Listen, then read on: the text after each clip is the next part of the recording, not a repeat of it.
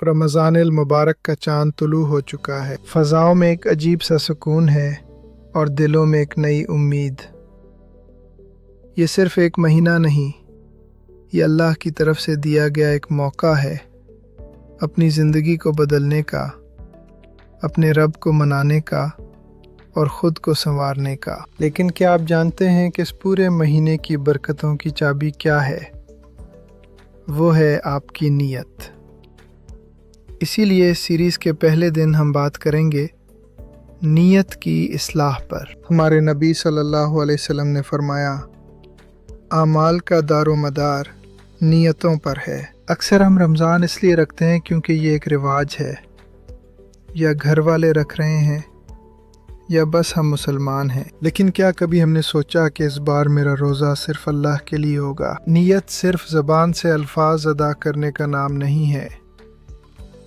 نیت دل کے اس ارادے کا نام ہے جو آپ کے عمل کو روح عطا کرتا ہے۔ اگر نیت صرف بھوکا پیاسا رہنا ہے تو صرف بھوک پیاس ہی ملے گی، لیکن اگر نیت تقوی حاصل کرنا ہے تو ہر لمحہ عبادت بن جائے گا۔ آج پہلے دن خود سے ایک عہد کیجئے، اس بار ہم نے صرف رسمی رمضان نہیں گزارنا، اس بار ہماری نیت ہونی چاہیے کہ میں اپنے غصے پر قابو پاؤں گا، میں کسی کی غیبت نہیں کروں گا، میں اپنی نمازوں کو قضا نہیں ہونے دوں گا۔ جب آپ کی نیت خالص ہوتی ہے تو اللہ آپ کے لیے راستے آسان کر دیتا ہے۔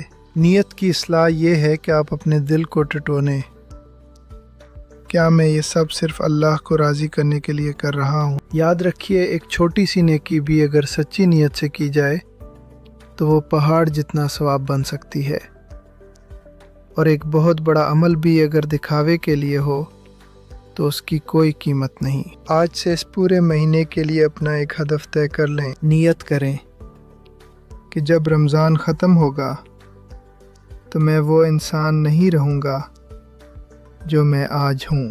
رمضان ہمیں عارضی تبدیلی نہیں بلکہ مستقل اصلاح سکھانے آتا ہے۔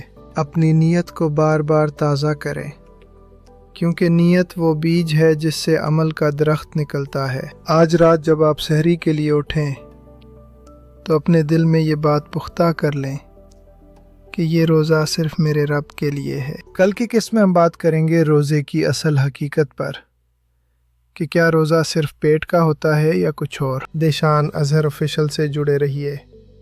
رمضان مبارک۔